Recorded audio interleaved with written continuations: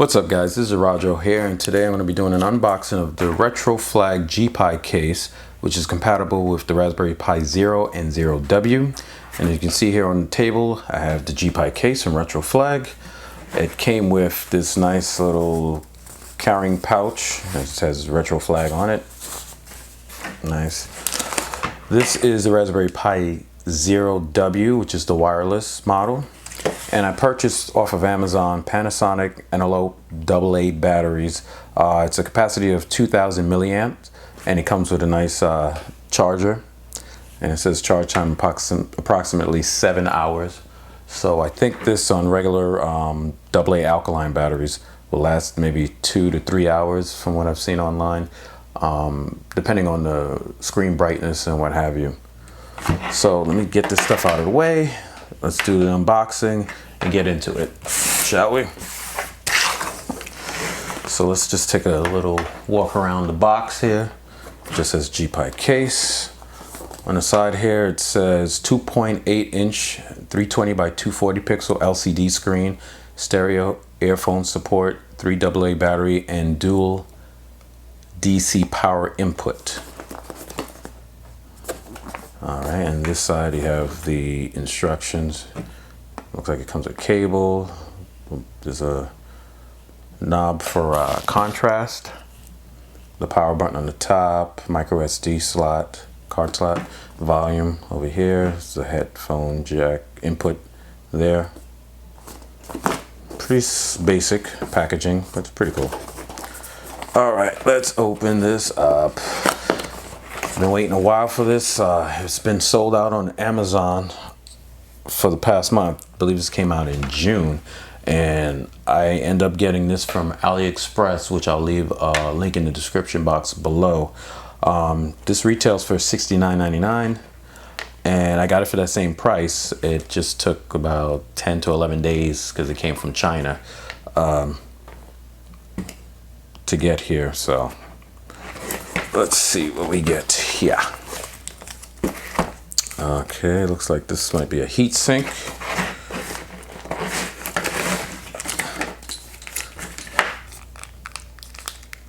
Yeah, it looks like a 3.5 barrel jack to USB cord. Okay, this is nice. Looks like a little toolkit. Has a flathead and a Phillips head bit on the screwdriver on each different ends, and you have a couple screws, which I guess you'll screw down the Pi 0W or 0 board into the case. And what else do we have here? Quick instruction guide. Nice. Okay. And last but not least, we have the Retroflag GPi Case. It's pretty nice. It's really small. It's cool. Got the YX AB button, select, start, your D-pad. Back, you have your battery compartment for 3 AA batteries. You have, this is, if I can get it out, a little difficult here. I cut my nails. Alright, this is the micro SD card slot right here. The volume rocker on this side. Get a good shot there. This is the DC, your power. This is a barrel jack. You put the cord in there to power it up. And here is your contrast wheel. And the power, of course, is up here, like I said. And it looks like it has a little light off and on. And here's your little, looks like a faux cartridge where you're going to put the Raspberry Pi 0, W or 0, whichever you get. It looks like a cartridge can go in, but it can't. And here are, and I almost forgot about this, you have your left and your right buttons on the back. It's pretty cool. Let me put this back in for a second. And let me just do a comparison because I brought my original Nintendo Game Boy to do a comparison on the size. Now right here is my old Nintendo Game Boy. Still works. I don't have any batteries. Oh, my screen came out. I gotta glue that back. The glue kind of wore out on the screen. You can see the cover. You can see. So I'll just put that back. But here, let's do a size comparison. Wow. Much smaller, but the screen area is much bigger on the GPi case. 2 extra buttons. The buttons look about the same, close to the same size. I think this might be a little bigger on the original Game Boy. And the D-pad is bigger, yeah. But all in all, it was a good job for duplicating this. The volume knob here, you got the volume here. Of course, it doesn't have any left and right bumper buttons on this, but just a miniaturized version. It's identical. And the cartridge go here. This you have the faux cartridge looking thing for the Pi.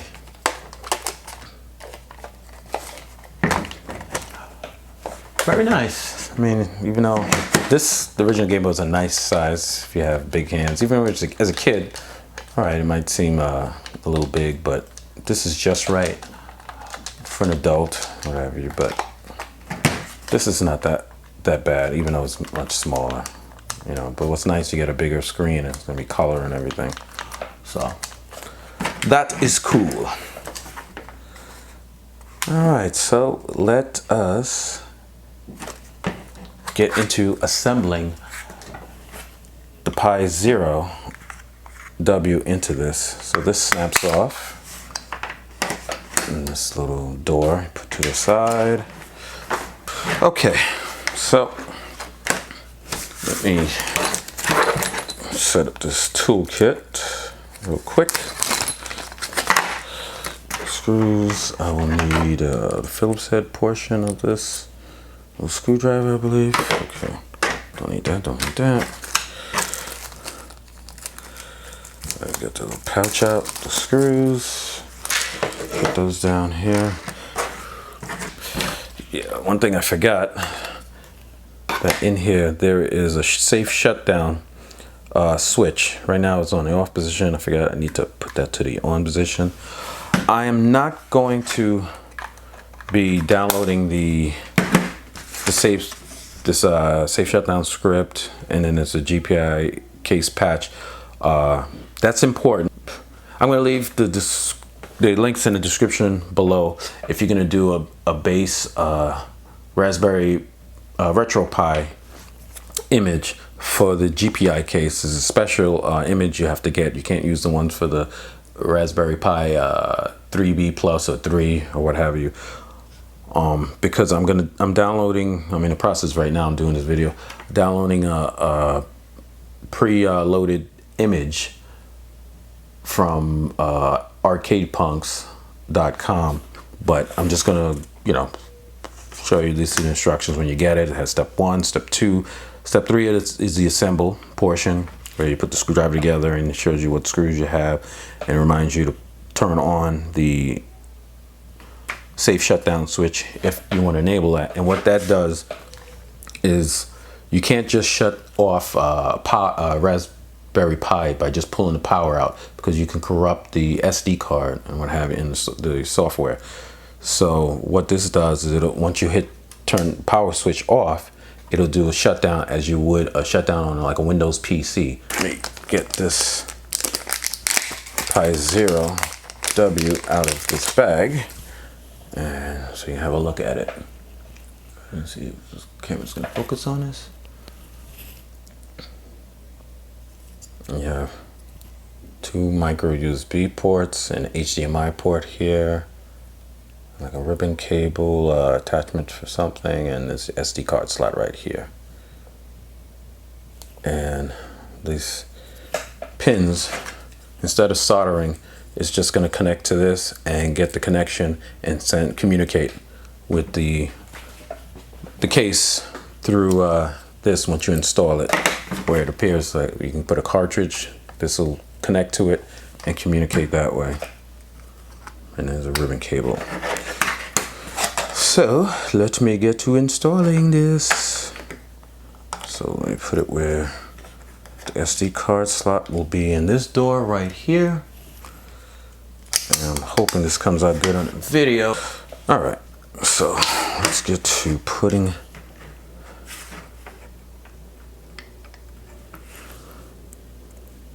these pins here. The screws are so tiny. I think I have to use the flathead portion first.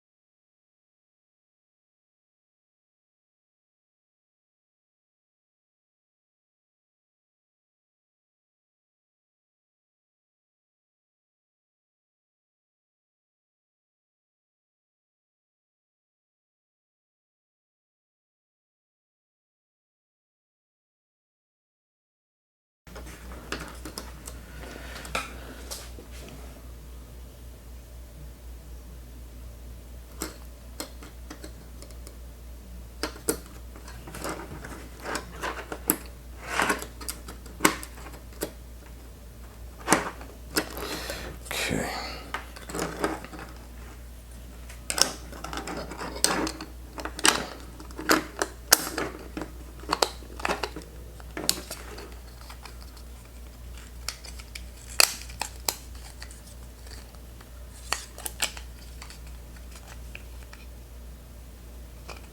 Okay, so that looks about right. And let me not forget to put back the little micro SD door back into this before I close down this case. And this was a pain in the butt to get off initially. I'll put that in there.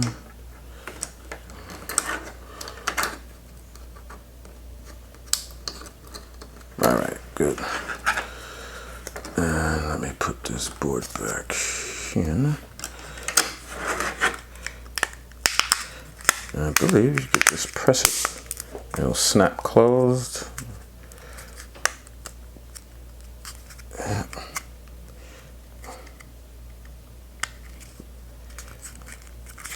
All right, that looks about right. Nothing's pinched. And just put these 4 screws, which I believe probably be Phillips head, yeah. Close up this little case.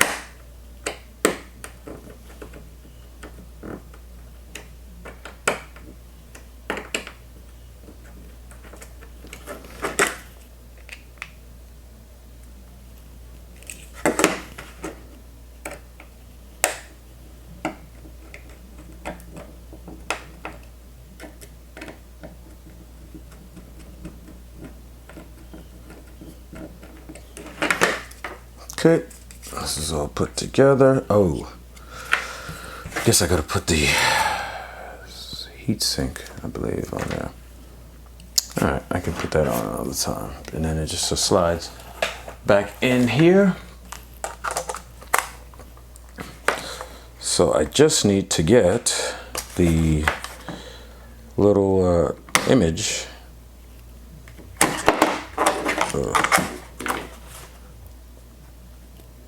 Just need to get the image and then put the micro SD card in here and see what is it. And I guess I'll just take off that. Open up these batteries.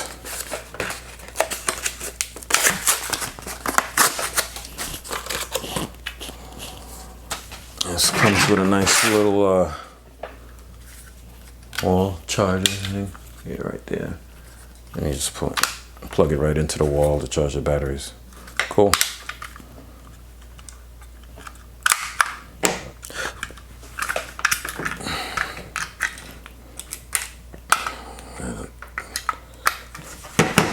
This only uses 3, so.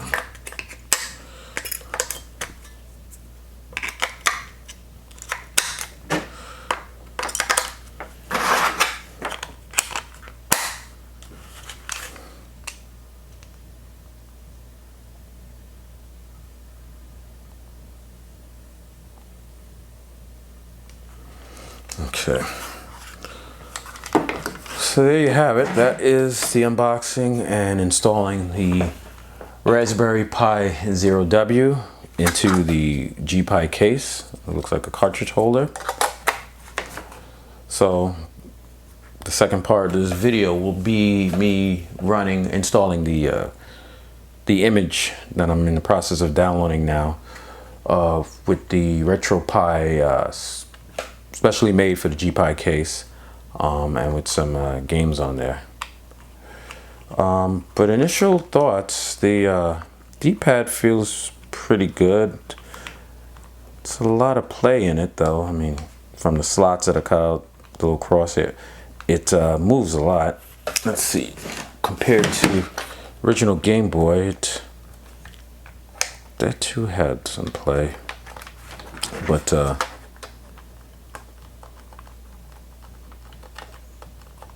feels almost the same. I mean,